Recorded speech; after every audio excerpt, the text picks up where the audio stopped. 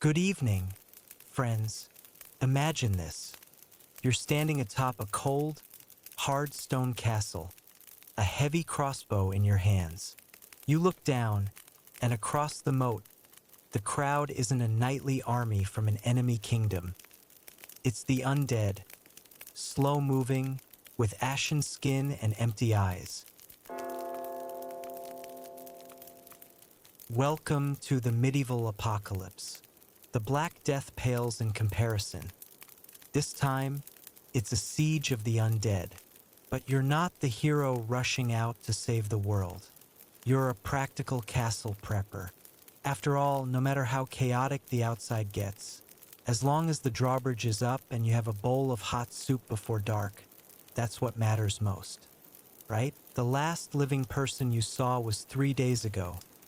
A peddler from the east, leading a gaunt mule, hollering his wares at the top of his lungs outside your castle's drawbridge.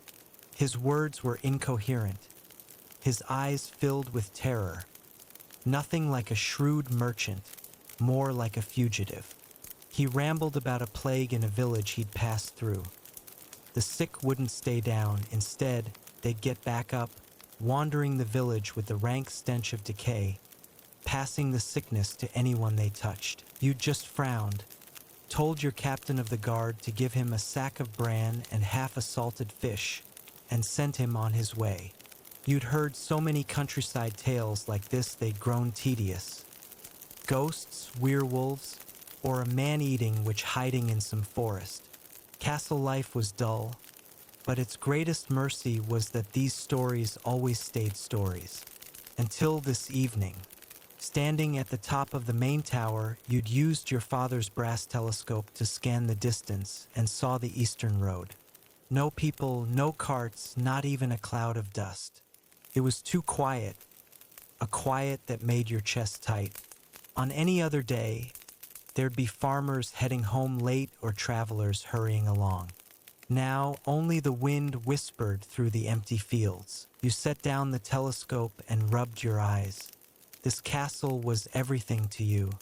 Your father, a minor baron, had died last spring in a pointless joust, run through the neck by a splintered lance, gone in a moment of absurdity. He had no brothers, and you had no brothers, so this stone heap called Grey Goose Keep, along with hundreds of acres of poor farmland around it, had fallen to you. You were the acting castellan, or just a caretaker, really. The keep's household was small. A steward, 2 cooks for servants, and a dozen permanent guards.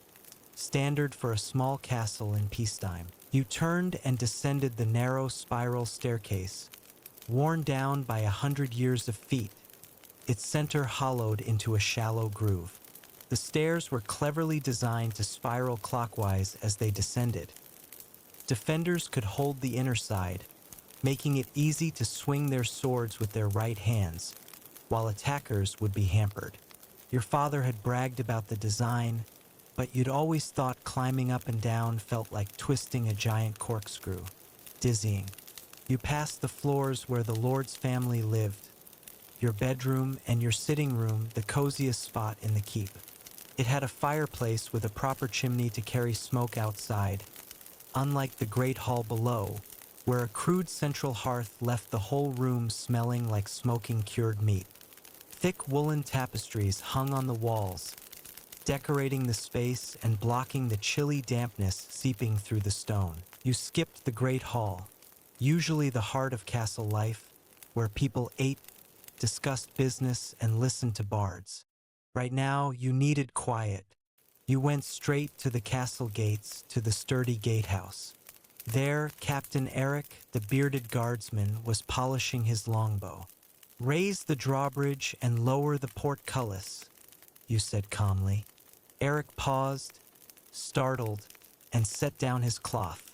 "My lord, the sun's not even fully set yet." "Raise it," you repeated, your tone brooking no argument. "From now on, no one enters or leaves, no one without my order." Eric looked at you, then nodded, as if he'd read something in your eyes. He turned and shouted to the two guards beside him. Heavy chains groaned as the massive wooden drawbridge slowly lifted, finally clicking into place in the gatehouse's stonework with a thud. Next came the screech of metal on metal. The portcullis, a grid of sharp iron spikes, descended from its slot above, driving deep into the stone groove in the ground. Last, the thick oak doors were shut, and the guards hefted a bolt thicker than your waist into place behind them. Grey Goose Keep was now an island. Standing in the inner courtyard, you looked up at the tall main tower and the surrounding walls, and for the first time, felt a strange sense of safety. These cold stones had never felt so familiar. You didn't know if the peddler's tale was true, but your father had taught you caution never hurt. If this was a false alarm, you'd be mocked for being timid, but you could just open the gates again in a few days. But what if it wasn't a tale? You took a deep breath. The air smelled of hay from the stables and fresh-baked bread from the kitchen, the keep's usual scent. Tomorrow, you decided your first task would be to inventory everything. Food, water, fuel, medicine. Anything that would let you survive on this island. You didn't know how long you'd wait, but you knew. The moment that drawbridge had risen, you'd been cut off from the world outside. Dawn. Securing water. You woke at first light, roused by the church bell, your small castle chapel's daily morning prayer. But today, the bell sounded hollow. You pushed open the heavy wooden shutters on your bedroom window. A crisp morning breeze blew in. The inner courtyard was empty.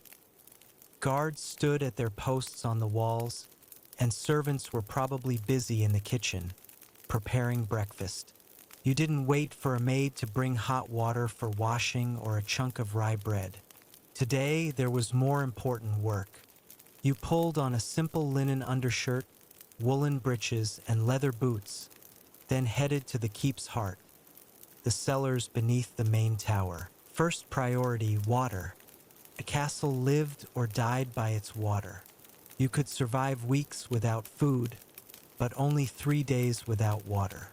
Grey Goose Keep had 2 water sources, foresight from its builders. The main source was a well deep in the main tower's foundations. You grabbed an oil lamp and descended the stone steps to the cellar. The air was cold and damp, tinged with the earthy scent of soil and old wine.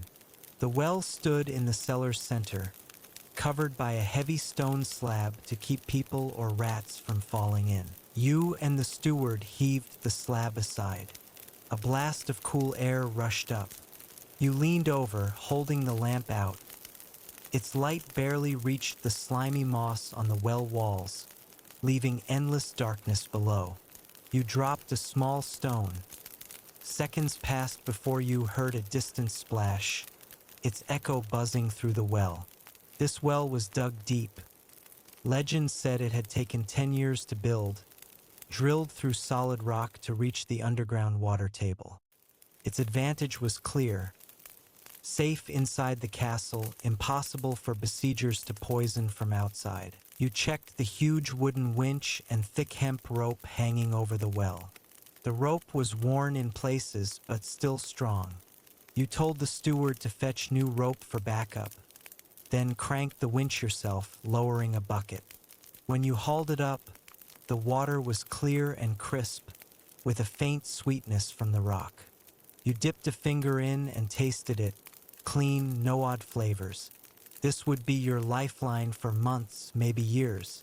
Your second water source was the cistern, a large underground waterproof container in the courtyard's corner, built to collect rainwater. You went outside and lifted its wooden cover. It wasn't as deep as the well, used mostly as backup for washing or fighting fires.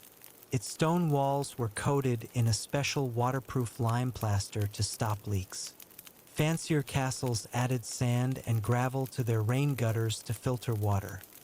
But Grey Goose Cistern had no such luxury.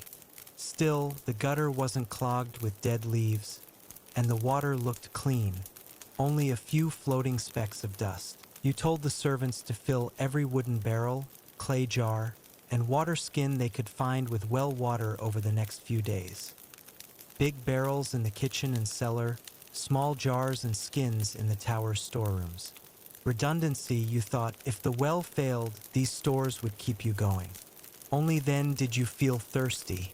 You returned to your sitting room, washed your face with water from a silver ewer and matching basin. A noble's habit, hard to shake even now. Usually, servants added sage or rosemary leaves to the water to freshen it. You did the same today. The herbal scent eased your tense nerves. People in the Middle Ages weren't as unwashed as legend claims. They just didn't bathe as often.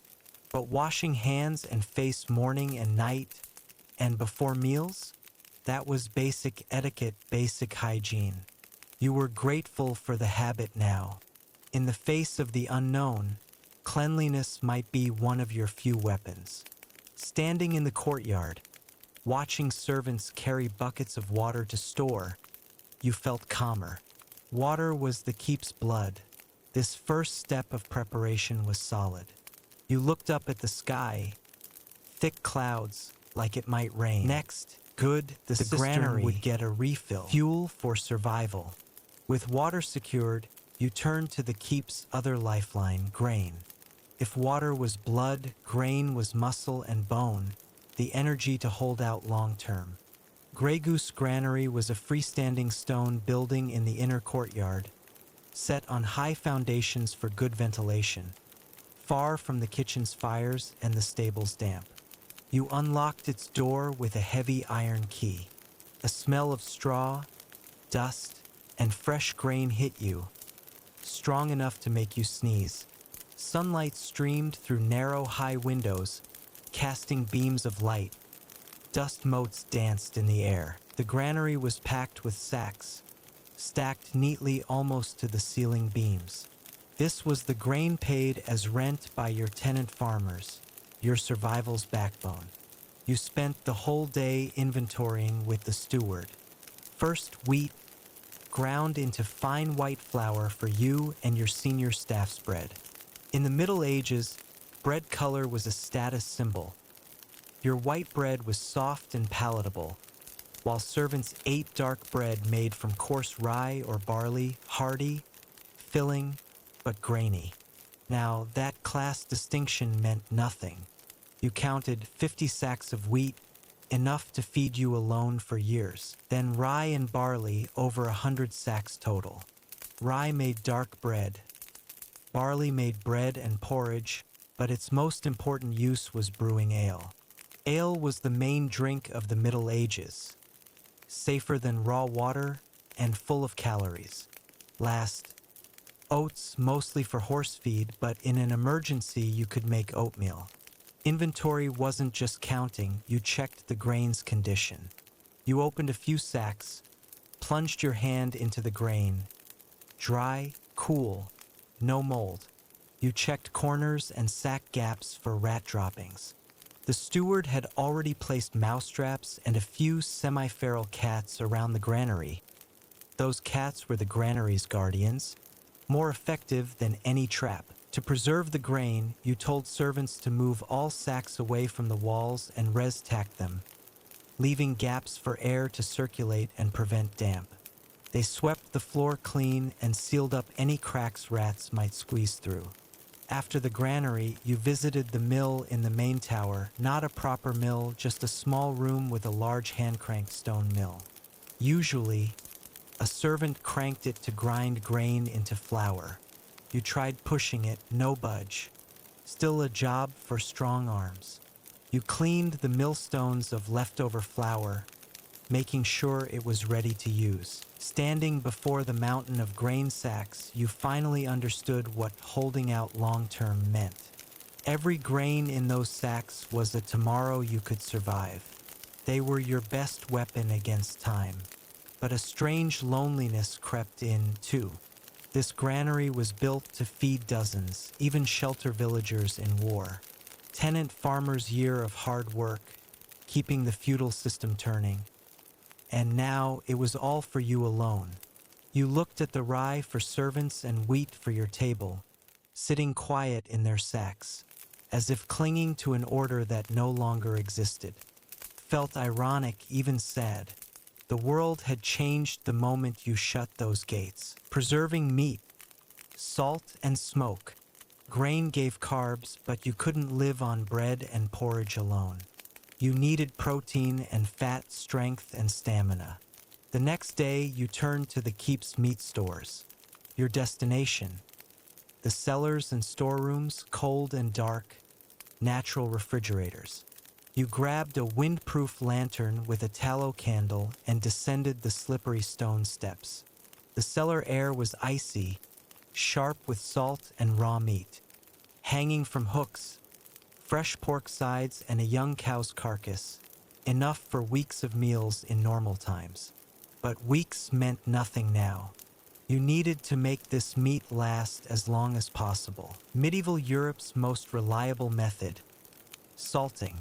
Salt was a precious strategic commodity back then, sometimes even used as currency. Your keep had a salt cellar with big barrels of coarse gray sea salt, traded for with your estate's produce. Every grain was worth its weight in silver, but now you had to be lavish with it. You told the cooks and servants to carry all the meat to a preparation room next to the kitchen. A tough, greasy job.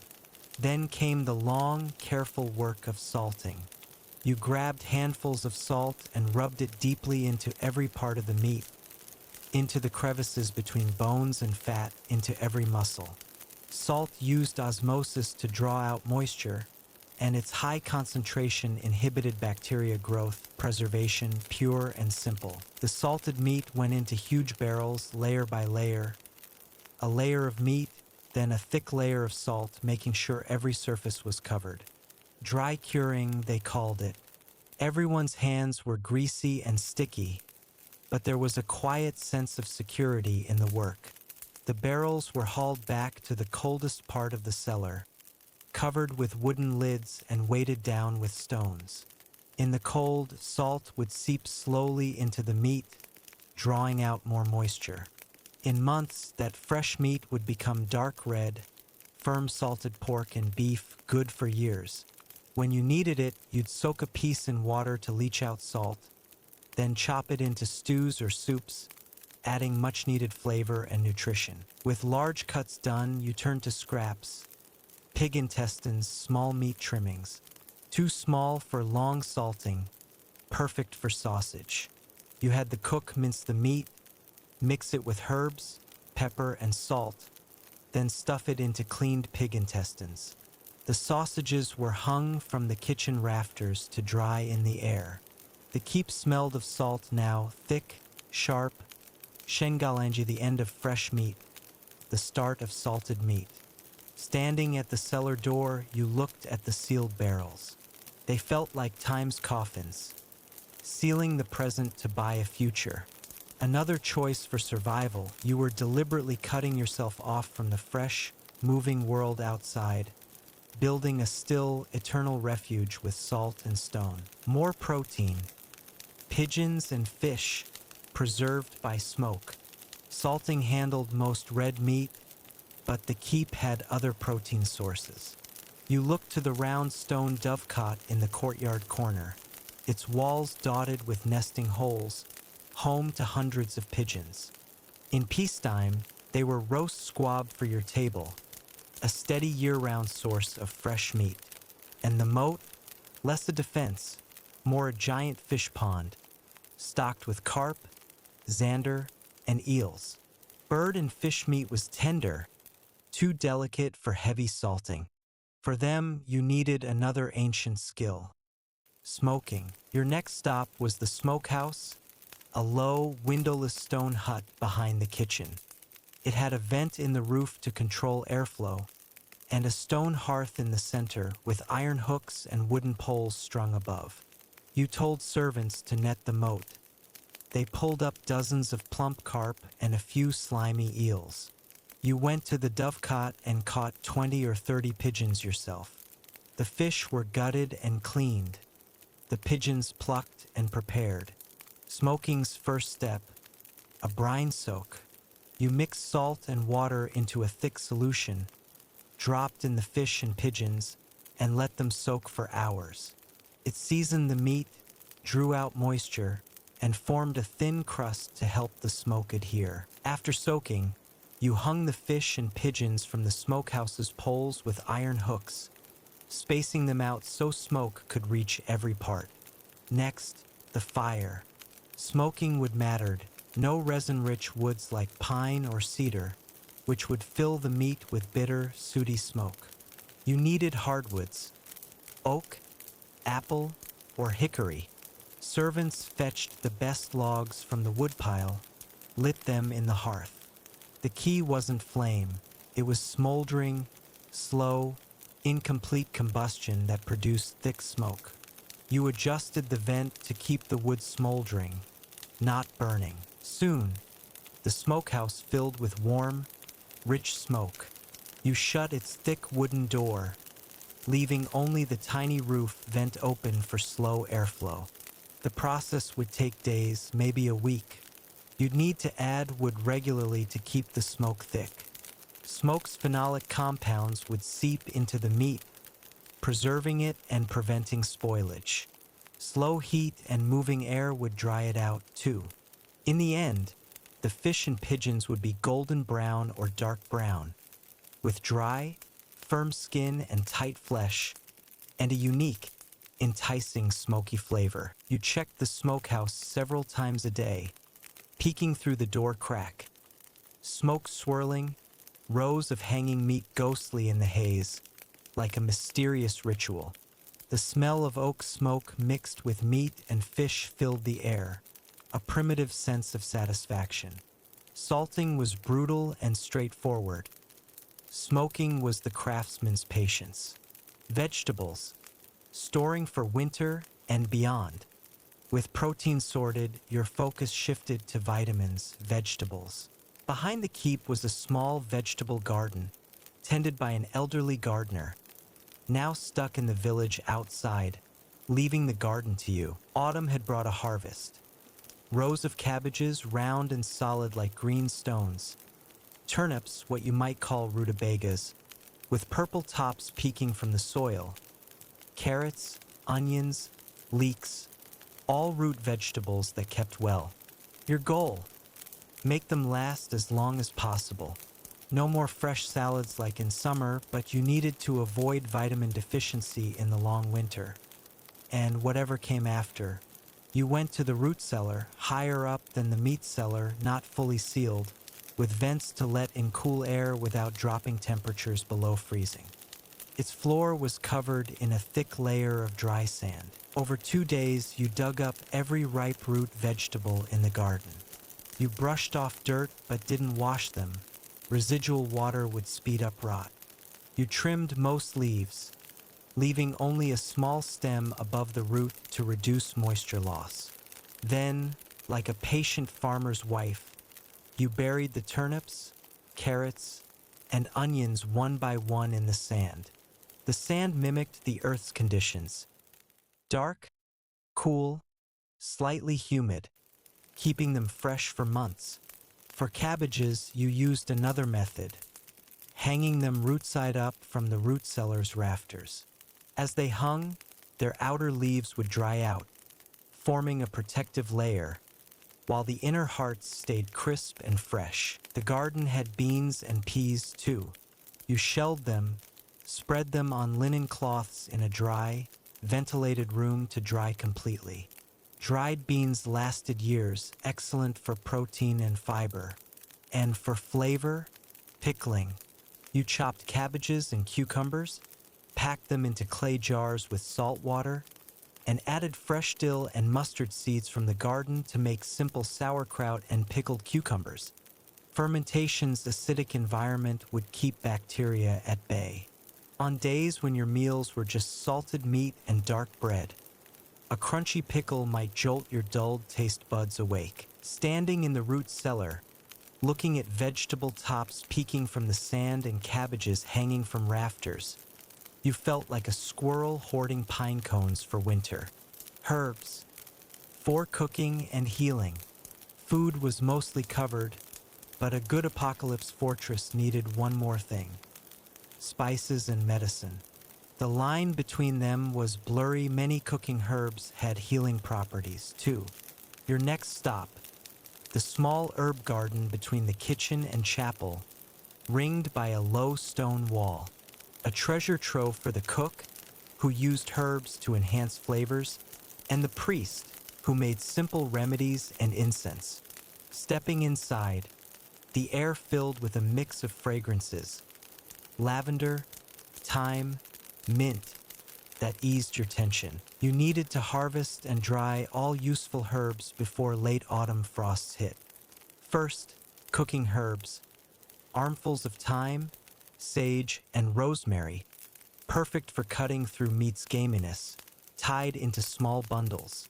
Then mint and chamomile: mint for invigorating tea, chamomile for calming, sleep-inducing drinks. On anxious nights ahead, a warm cup of chamomile tea might bring moments of peace. Next, medicinal herbs: marigolds, their petals made a salve for small cuts and skin irritations. Lavender, its scent warded off insects and aided sleep when placed under pillows. And even yarrow, its roots were a known sedative. You carried all the herbs to an empty room in the main tower, had servants hang the bundles upside down from ceiling beams. Dry, well ventilated, out of sunlight, perfect for drying. Over weeks, the herbs would lose moisture, concentrating their scents and properties in dried leaves and stems. You made simple remedies, too, heating herbs in olive oil over low heat to make infused oils, bases for salves, soaking plants in strong alcohol to make tinctures. Alcohol preserved their active compounds for years. You sorted these into small clay pots and glass jars, labeled them on parchment, and arranged them on a wooden shelf, your very own apothecary station. Spirits: comfort in a bottle. With water, food, and medicine planned, you turned to spiritual sustenance, the kind you drink. You headed to the wine cellar, usually managed by the cellarer, who dispensed daily drink rations. Opening the cellar door, you were hit with an aroma of malt, yeast, and oak. The room was dim. Rows of giant barrels lined the walls, like slumbering giants. Your first inventory: ale, the staple drink for everyone in the keep. Medieval water was often unsafe to drink raw, but ale's boiling process killed bacteria. It was high in calories, energizing, and low in alcohol, hard to get drunk on. You tapped barrels lightly to gauge their fullness. A dozen full ones, fresh autumn ale, rich and full-flavored, and a few half-full, summer's leftovers. Rough estimate: enough for you to drink 2 pints a day for years. Then the luxury wine. A noble's drink, mostly imported from France. Expensive. Your father had been a fan. You found a shelf in the cellar's back with dozens of bottles sealed with corks and wax, stored on their sides to keep corks moist. You wiped dust from one, held it to the light. Rich ruby wine inside, a rarity for the days ahead. Maybe a glass on a snowy winter night, when loneliness hit hard, to pretend you were back at a grand feast with music and laughter. There was cider, too, made from apples from the keep's orchard, tangy and sweet, and mead, an ancient drink of fermented honey water, sweet on the tongue with a warming kick. You smiled at the cellar's stores. These weren't just drinks. They were safe water alternatives, calorie boosts, and spiritual comfort. In isolation, monotony was your greatest enemy. A sip of ale, a taste of wine, small variations, small rituals that felt like freedom, like pleasure. You closed the cellar door, mentally noting: ale for daily use, ration it; wine for special occasions, like fixing a roof leak or surviving another winter. Light, candles against the dark. Days grew shorter, nights longer. And the keep's tall, narrow windows, built for defense, not light, left it pitch black after sunset. You needed reliable light. Fireplaces helped, but their light was limited. You couldn't carry one. Torches were bright but smoky, fast burning, and a fire hazard in storerooms full of flammables. Candles were your best bet. You moved to a rarely used storeroom to take up an ancient, tedious craft: candle making. Medieval candles came in two types: beeswax and tallow. Beeswax was a luxury. Made from honey byproducts, it burned bright and steady, almost smokeless, with a faint, sweet scent. Only churches and wealthy nobles used it. You had a small amount of beeswax saved for reading or detailed work. For everyday light, you'd make tallow candles from animal fat, mostly beef or mutton. You'd saved all the fat trimmings from butchering. Tallow candles were commoners' light with obvious flaws: unsteady, flickering flames, lots of smoke, and a rank, greasy smell, like old roast meat gone off. But you had no choice. Bad smell was better than darkness. You set up a large pot, melted the fat trimmings over low heat. The fat sizzled, releasing moisture. Bits of meat floated to the top or sank to the bottom. This was rendering, turning raw fat into pure tallow. The room filled with that distinctive, unpleasant, greasy smell. You tied a cloth over your nose. Once the fat was clear liquid, you strained it into a clean container to cool. It hardened into a creamy white solid tallow, ready for candles. Next, wicks, twisted from linen thread. You found a spool in the textile room. You cut them to length, tying one end to small wooden dowels. Candle making had two main methods: using molds, pouring melted wax around a wick fixed in a mold, or dipping, an older, more time-consuming process, and the only one you could manage without molds. You reheated the solid tallow until it turned liquid again, keeping it warm but not scalding. Then you took a dowel with a wick, dipped the wick straight into the liquid tallow, and pulled it out quickly.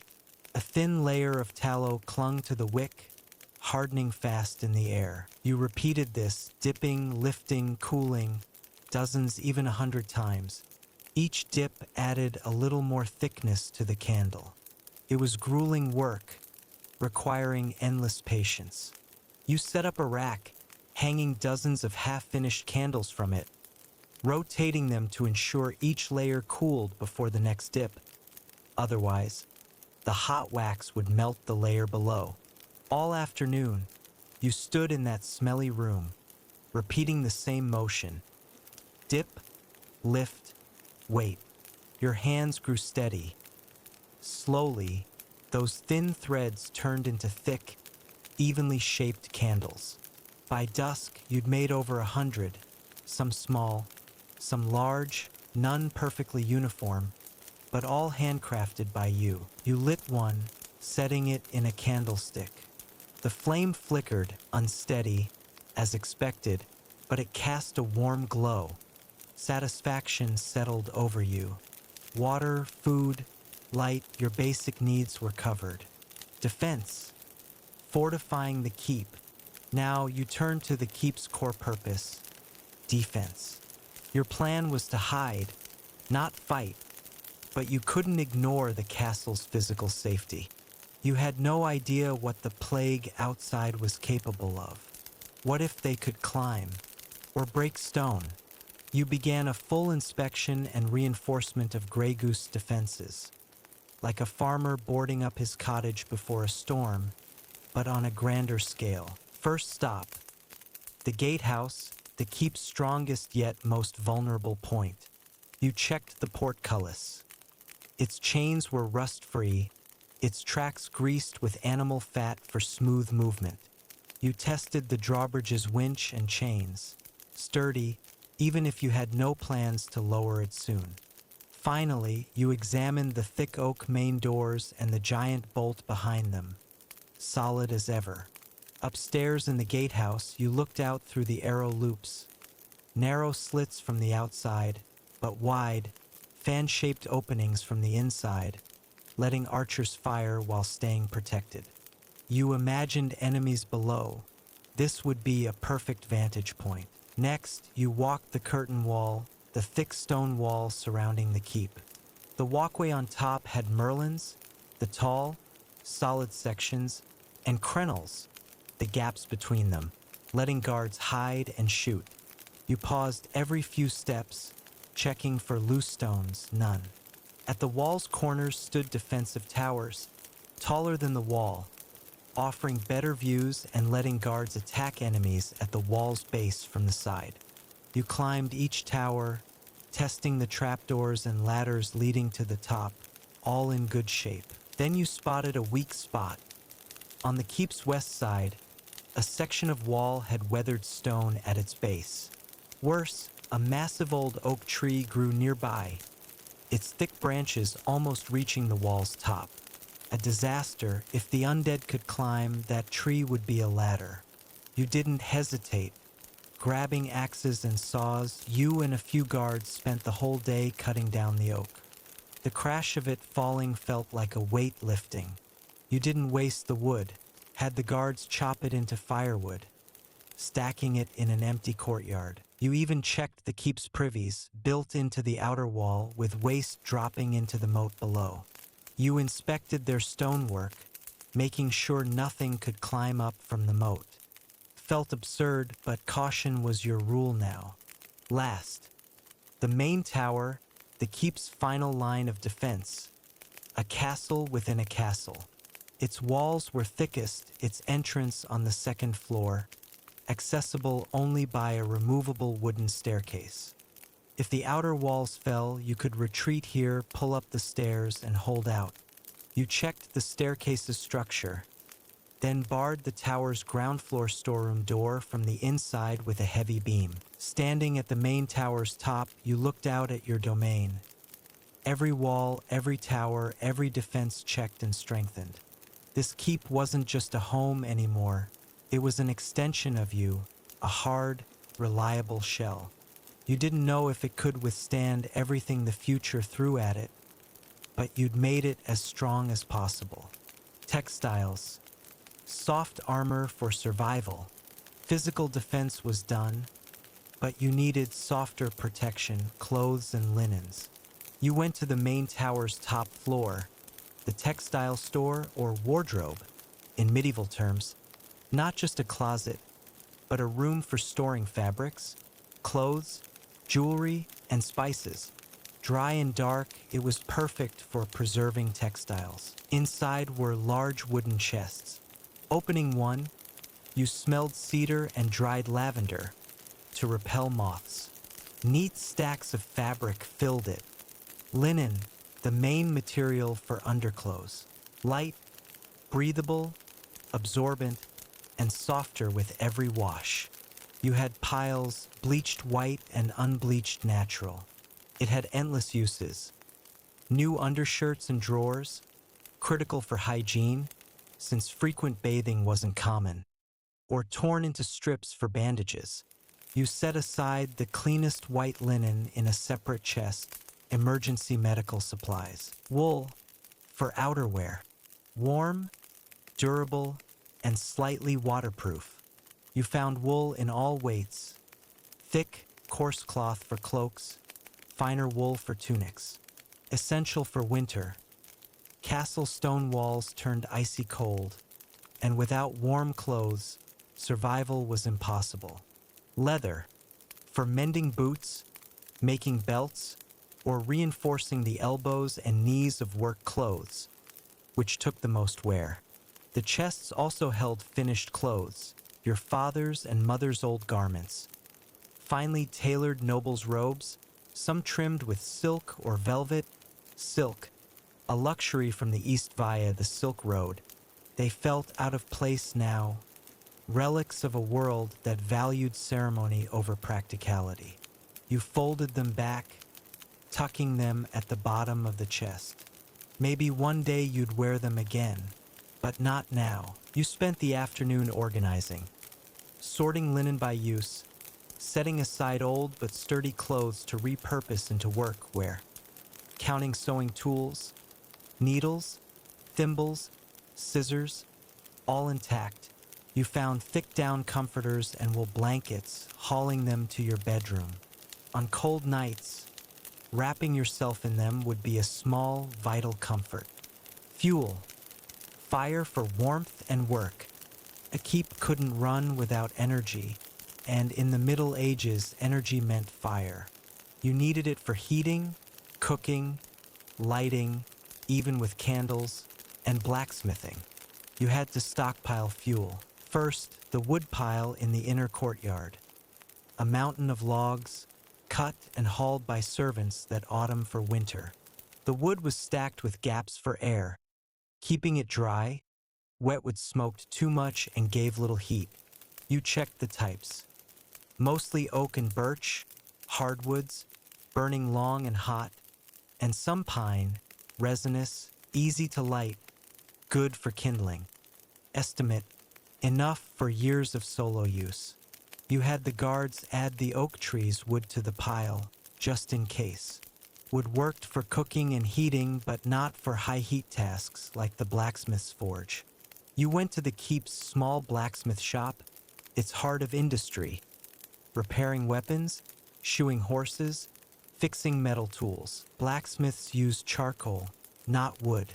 Charcoal was made by burning wood slowly in a kiln, without full oxygen, leaving a light, black fuel that burned hotter, cleaner, and with less smoke.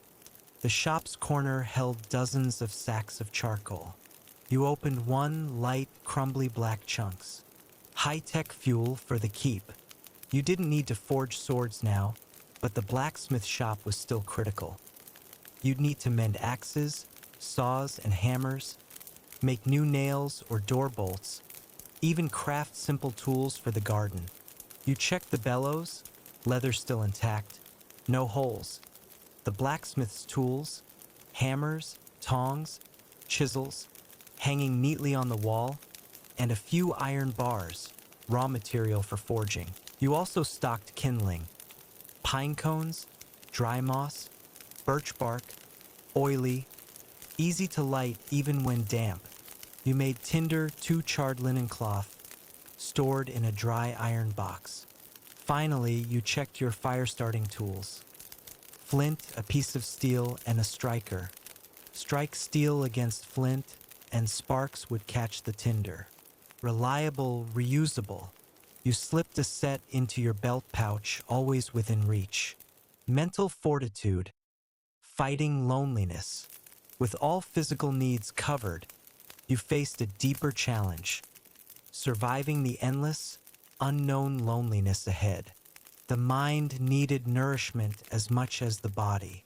Left to rot in monotony and silence, you'd break faster than if you starved.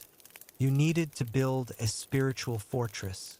2. Your first stop, the keep's small chapel. You weren't particularly pious, but your father had hired a learned priest as a tutor, one who'd brought a small library. You found the scriptorium, a room for books, with a locked wooden cabinet. Unlocking it, you smelled old parchment and leather. Inside, dozens of manuscripts, priceless in an age before printing presses. You carried them to your sitting room, warmer, drier, and sorted them. Religious texts, classical works in Latin, a herbalist's guide, useful, and even a few chivalric romances and love poems. You lined them on a shelf by the fireplace. These books would be your link to human wisdom and history, talking to philosophers from 1,000 years ago, getting lost in tales of heroes and love, forgetting the present's cruelty for a little while. You found other distractions. 2. A wooden chess set, one side chess, the other backgammon, popular noble pastimes, and a few dice made of bone or wood. No opponent, no matter. You could play against yourself, study chess strategies, or roll dice on slow afternoons. A silly thing, but it kept the mind sharp. In a dusty corner, you found a lute, your mother's. She'd been a graceful woman, skilled at playing the pear-shaped stringed instrument. You plucked a string, a dull, out-of-tune thud. The strings were loose, the tuning off. You took it to your room, wiped off the dust, and spent days tuning it by memory, slowly adjusting each string. Finally, you played a simple chord. Deep, clear notes echoed through the empty room. A small, fragile joy. Final check. Order in chaos. Preparation neared its end. Water, food, fuel, medicine, defense, clothes, entertainment. You'd covered everything you could think of. Now you did a final, full inspection. Like an army checking weapons before battle, you walked from the keep's highest point to its deepest cellar, verifying every detail. Roof of the main tower. Cold wind in your face, wide views. No climbable paths. Textile store. Chest sealed. Lavender sachets inside. Moth protection. Your sitting room. Firewood stacked by the hearth. Books sorted. Loot leaning against the wall. Chests set on the table. Orderly. Empty servant rooms. Spare candles and tools stored safely. Great hall.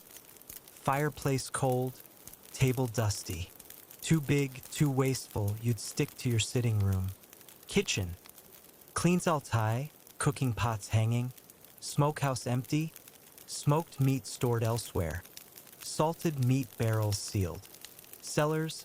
Root cellar. Turnips. Carrots and sand. Cabbages hanging. Cool. Dry.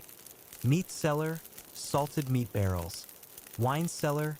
Ale and wine intact. Well, slab closed, spare rope ready. Inner courtyard, granary locked, stable, your horse, eating hay, oats and hay stocked, blacksmith shop, tools ready. Curtain wall, full loop walked, arrow loops checked, gatehouse secure, drawbridge up, portcullis down. By sunset, you were back in your sitting room. You took a piece of parchment and a charcoal stick, drawing a rough inventory list from memory. Water, 1 well, 1 full cistern, barrels/jars filled. Grain, 50 sacks wheat, 100 plus sacks rye/barley. Oats, 4 horse plus emergency. Meat, 3 barrels salted pork/beef, 50 plus smoked fish/fowl. 100 plus dried sausages. Vegetables. Root cellar full. Turnips, carrots, onions, dried beans, 3 sacks, 5 jars pickles/sauerkraut. And more herbs, ale, wine, candles, firewood, textiles, tools. Looking at the list, you felt a rush of security, of control. This wasn't just paper. It was order built by your hands in a broken world. You didn't know how long it would last or what the outside looked like. But in this well-fortified keep, you were safe. The weight and the sign. Preparation was done. Now you waited. The first days felt good, pride in your work. But once you checked every corner of the keep 3 times, a vast, suffocating silence settled in. You made a strict routine. Wake at dawn, fetch water, feed your horse, eat porridge and black bread, practice swordplay or archery, keep your body sharp, read or play lute or mend clothes in the afternoon. Read by candlelight in the evening until sleep came. Days blurred into each other, slow, repetitive, like water dripping from the well.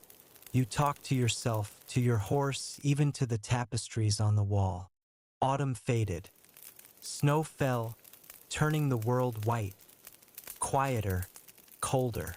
You were grateful for the firewood. You almost forgot why you'd locked the gates. Almost believed the peddler's tale was just a story. Then it appeared. A windless afternoon, snow stopped. You climbed the main tower as usual, telescope in hand. At first, you thought it was a trick of the light, a small black dot on the snowy horizon, moving slowly, unsteadily, with no purpose. It didn't move like a person, hurried, or an animal, alert. It drifted, like a leaf in the wind. Your heart raced. You focused the telescope.